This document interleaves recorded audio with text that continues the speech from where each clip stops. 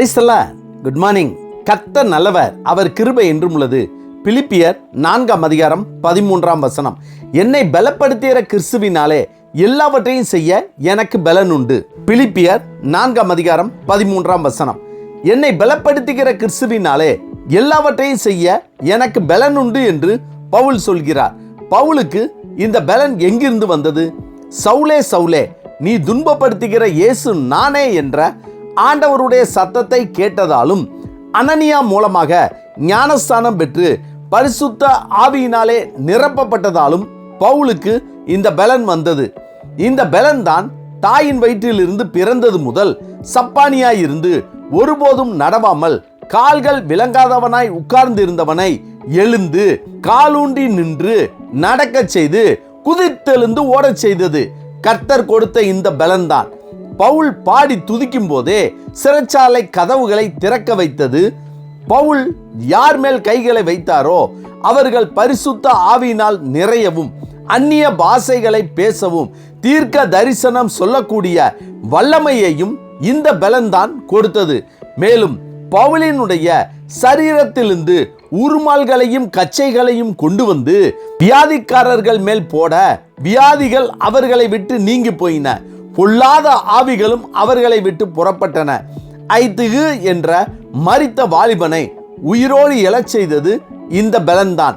விரியன் பாம்பு அவனுடைய கையை கவ்விக்கொண்ட போது அவன் அந்த பூச்சியை தீயிலே உதறி போட்டு ஒரு தீங்கும் அடையாதிருந்தான். பரிசுத்த வேதாகமத்தில் 7 நிருபங்களையும் பவுல் தான் எழுதினார். எனவேதான் பவுல் சொல்கிறார், என்னை பலப்படுத்துகிற கிறிஸ்துவினாலே எல்லாவற்றையும் செய்ய எனக்கு பலன் உண்டு என்று. யோசபாத் ராஜாவுக்கு எதிராக 4 நாட்டு அரசர்கள் வந்தபோது, எங்கள் தேவனே, அவர்களை நியாயம் தீர்க்க மாட்டீரோ?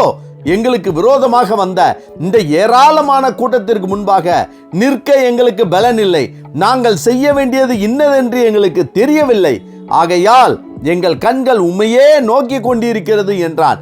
பலன் இல்லை என்று ஜெபித்த யோசபாத்துக்கு கர்த்தர் பலனை கொடுத்தார். இது உங்களுடைய யுத்தம் அல்ல, இது தேவனுடைய யுத்தம் என்று அவரே நடத்தி ஜெயத்தை கொடுத்தார். கர்த்தருக்கு பிரியமானவர்களே, நம்மை சுற்றி இருக்கிற பல சூழ்நிலைகளின் காரணமாக நாம் நெருக்கப்பட்டு பலவீனம் அடைந்து தவித்துக் கொண்டிருக்கிறோம். நாமும் ஆண்டவராய் இயேசு கிறிஸ்துவை நோக்கி பார்க்கும் போது, அவரை கூப்பிடும் போது, நிற்க பலனில்லை என்று அவரிடம் விண்ணப்பிக்கும் போது, ஜெபிக்கும் போது, யோசபாத்துக்கும் பவுலுக்கும் பலனாய் இருந்த கர்த்தர் நமக்கும் பலனாய் இருப்பார். ஆண்டவராய் இயேசு கிறிஸ்து நம்மோடு கூட இருக்கும்போது நாமும் என்னை பலப்படுத்துகிற கிறிஸ்துவினாலே எல்லாவற்றையும் செய்ய எனக்கு பலன் உண்டு என்று சொல்லி சமாதானத்தோடு சந்தோஷத்தோடு ஆசீர்வாதமாய் வாழ்வோம். ஆமென். ஜெபிப்புமா.